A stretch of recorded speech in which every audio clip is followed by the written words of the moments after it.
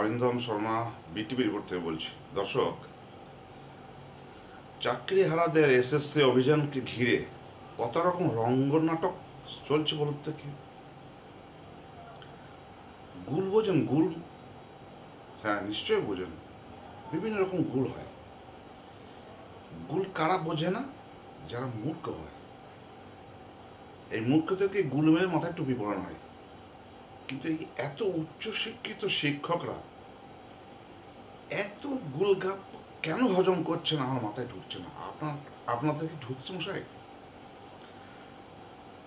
আজ পশ্চিম মেদিনীপুর থেকে আমাদের মুখ্যমন্ত্রী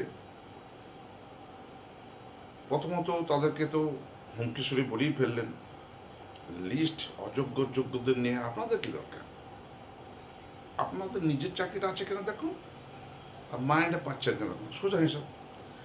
কিন্তু তার চাকরিটা আদৌ আছে কিনা, 31শে ডিসেম্বরের পর চাকরিটা থাকবে কিনা সে সম্পর্কে কোনো বাক্যবাই করেছেন আমার মুখ্যমন্ত্রী?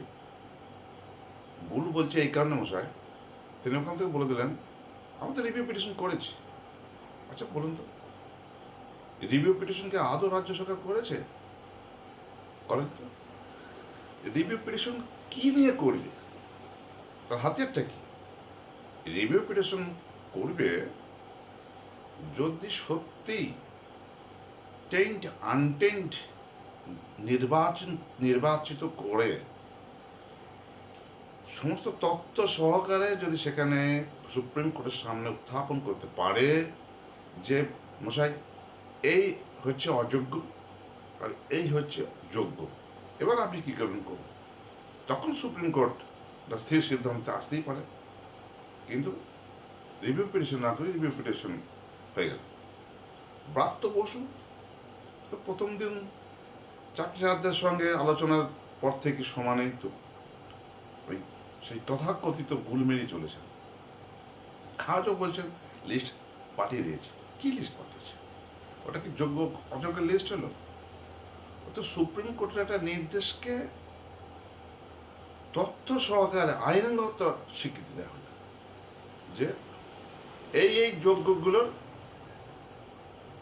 মাইনে পাবে এবং সুদসহ অর্থ এদেরকে ফেরত দিতে হবে না। সেই সুপ্রিম কোর্টের সেই নির্দেশেই তো শিলমোহর মারা হলো। তাও এই চাকরিহারারা কিন্তু বারবার এসএসসির সঙ্গে সমঝোতায় আসছে, আলোচনায় বসছে, ঘুরে ফিরে রেজাল্ট সে একই। এই শিক্ষকগুলো কিন্তু ললিপি বলুন আর গুলি বলুন, এরা কিন্তু না বোঝার ভান করছে, না বুঝতেই পারছেন না, নাকি কিংকর্তব্য বিমূঢ় হয়ে পড়েছে এইরকম বোঝা এবং না বোঝার অন্তরালে চলে গেছেন। ব্যাপারটা খুবই দুঃখজনক।